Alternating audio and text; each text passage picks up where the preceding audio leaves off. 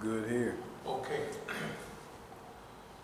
Bismillahirrahmanirrahim. Alhamdulillahi Rabbil Alameen. But today's subject that deals somewhat with involuntary responses to reality and life in general. Sometimes it relates to a history of training. Sometimes it relates to actual hardcore beliefs, but it is almost an involuntary response. In order to bring that idea home, there was a plane going from one place to another. And one of the people on the plane had a heart attack or some serious attack. And so, in those days,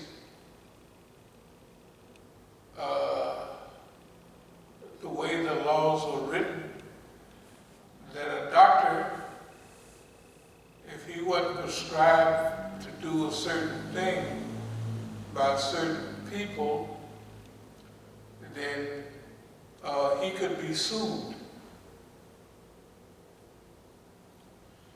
And so the doctor knew all of these things. He was aware of it. And so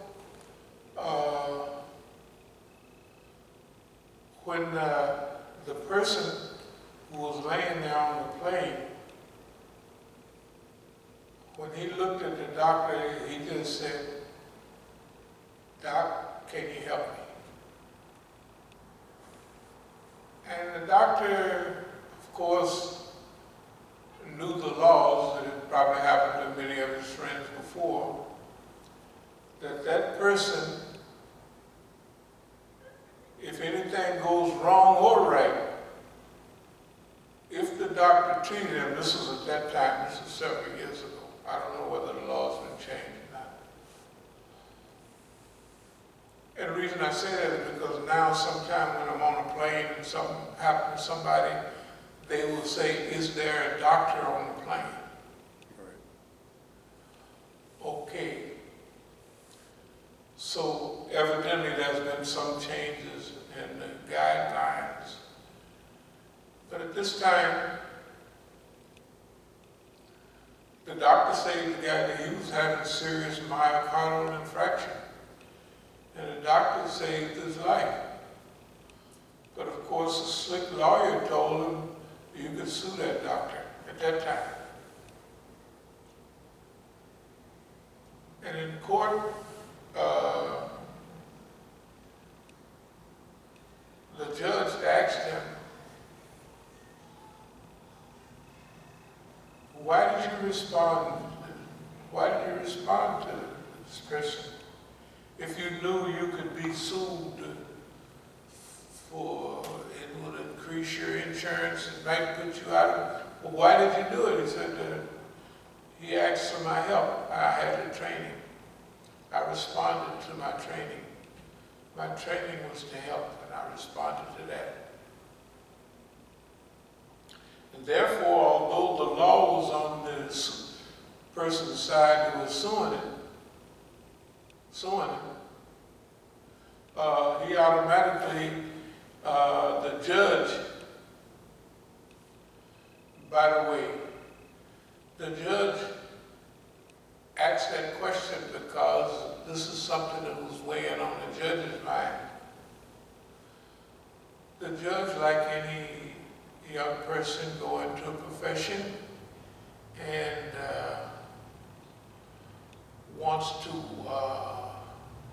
some people actually go into the law because they want to Do good and do good. Hey, there's do-gooders. Right. And they really exist. Right. And when they studied the law, they said this law is a wonderful thing. You know, the checks and balances, habeas corpus, all that stuff. Okay, so they realized if they can become a good enough lawyer, they can do a lot of good. Well, this guy was a judge, like I know a lot of people that was lawyers. My lawyers, all of them that was lawyers, they became judges for some reason. They were black lawyers, of course, in the old days, and they wanted to, they were good lawyers, so they wanted to get them out of that arena and put them where they really got control of, make them a judge. But this judge ruled on behalf of the doctor, but he told them that there is some things in this that could backfire on this decision. And so then the question came out, why did the judge do that? Because it was an involuntary response.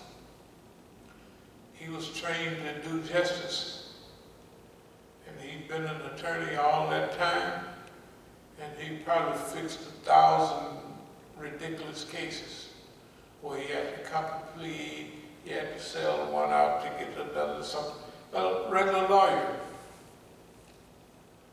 But this time, he answered the call, his internal call, you know, like, what's the root of why, what's the origin of your decision to become a lawyer? What's the origin of your decision to become a doctor?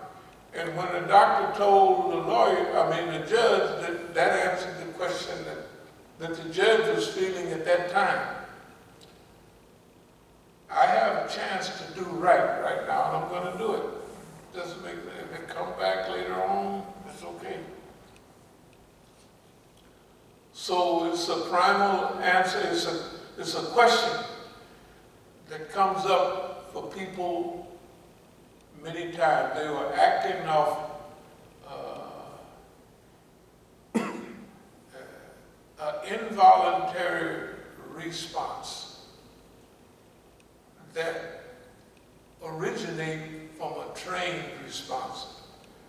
Remember in the movie about Thurgood Marshall, about Marshall, the white woman jumped off the bridge into the water. Okay, I didn't see it. Well, she did. She panicked when she had voluntary sex with the Negro. No, but like Euros did in those days, like they do, like they could anytime, they could yell rape. Right. But it was, they won this case. The white woman, the upper middle class, very rich white woman, had sex with the Negro, the chauffeur and everything, and she panicked. And he was the chauffeur, take me here, take me there. And they got to a bridge, and the white woman, who dressed very well, big coat and all that, jumped in the water. One side of the bridge was rocky and all of that. The other side of the bridge was the deep part where, the point I'm going to make is, when she jumped in that water, in college, she wasn't that old. She was, at that time, looked like she would be in her 30s. So she was on the swimming team. The lawyer said, well, she couldn't drown. She was her training kicked in, right? In other words, her historical training kicked in. That was nothing. It was an involuntary. She trained to do it, but at that time, when she hit the water, what she did after that was involuntary, right? Right. She just went into what you do when you hit the water. So this is something the lawyer said. It was impossible for her to drown. She couldn't drown. Her training kicked in. The same thing with what I just mentioned about the lawyer and the judge. And this reminds me of something happened to me years ago. We had a riot in the field house in a place called DVI, Dual Vocational Institution. I was probably about 19 then. And I had been state raised, been independent and all that. So there was a lot of, like the bleachers were back there. Actually, it was cement blocks, you know what I mean? The cement bleachers, you know, like an amphitheater. The screen was right here for the movie, because we're going to the movie. The boxing ring was right here. You know, so there's a boxing, you're in a field house, a big gym. They got the weights back there. They got all that. So that when they have fog line, you can't go outside on the yard. But you can go to the field house, because the field house is part of the penitentiary. So when we went to the movie on this Saturday,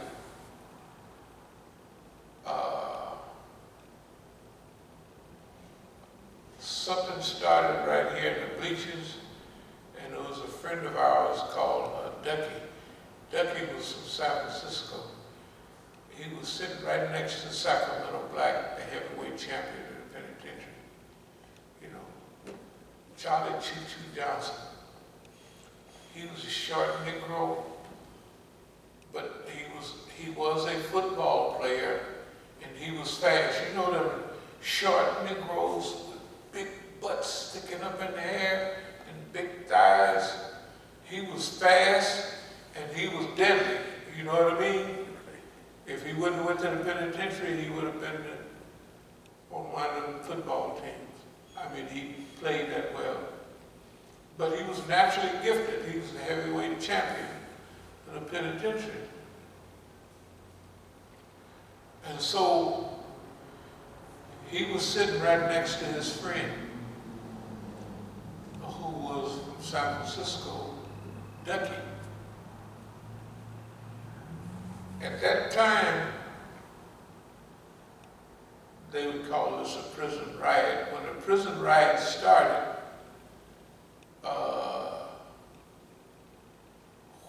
when that starts, everybody moved to their king.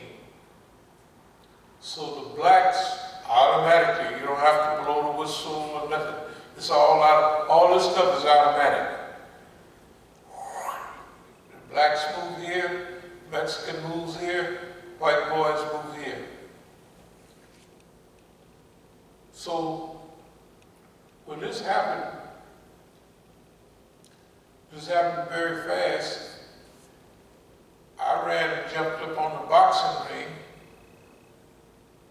and I looked at Ducky back there. The white boys was moving on him, and Choo-Choo wasn't doing nothing. And I just pointed and said, "Charge," you know. Maybe I was listening to the football team, they used to say, "Charge," San Diego. I don't know if you ever heard it. They used to always say, "Charge." So, I don't know where it came up. I was on automatic pilot. You know, I had been in prison things before. I came up in those things, so I was trained in it. I knew what to do. So, when I yelled "charge," all of a sudden now, in this part over here,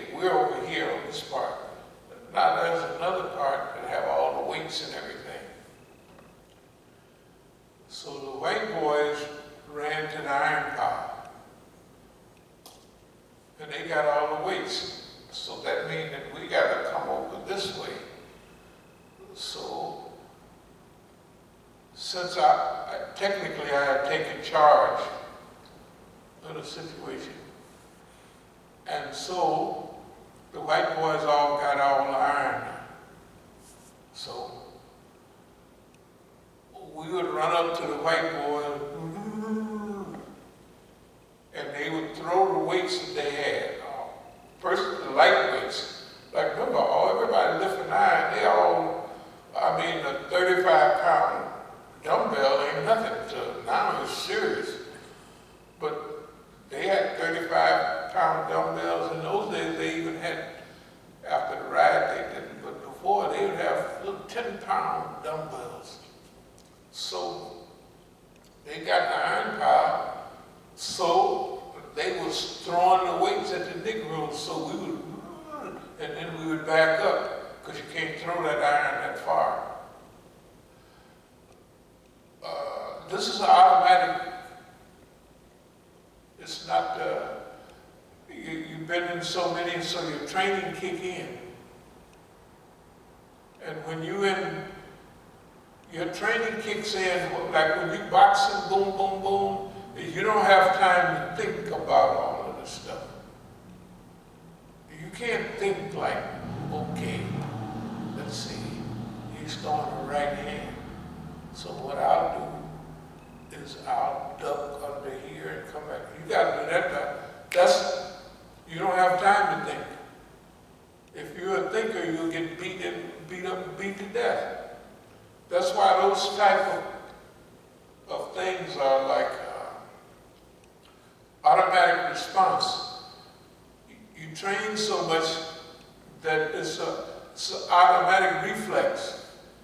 If you see a guy lift his right foot up and he's right-handed, you know that he's getting ready to throw a right punch because it gets his body in. You're watching his shoulders. All of this is trained. It's not like, okay, he just, his neck muscle and this, so he get ready to throw the right hand, right? Okay, it's all trained. And if you're trained well enough, as soon as he do that, you got it. So this, some of the things that we have our autonomic nervous system that digests our food. But there's another part of it is trained. So when the judge asked the doctor why he did that, he said, I was trained in that. I said, I'm a doctor. I see what his problem is, and I can help him. I was trained to do it. I didn't go through any. But did you realize that you can have uncertainty? I was trained to do that.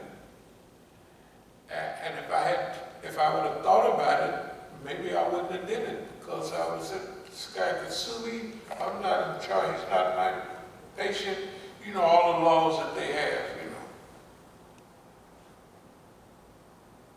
And they said, I became a doctor. Why did you do that? Because I wanted to help cure people. I wanted to help people.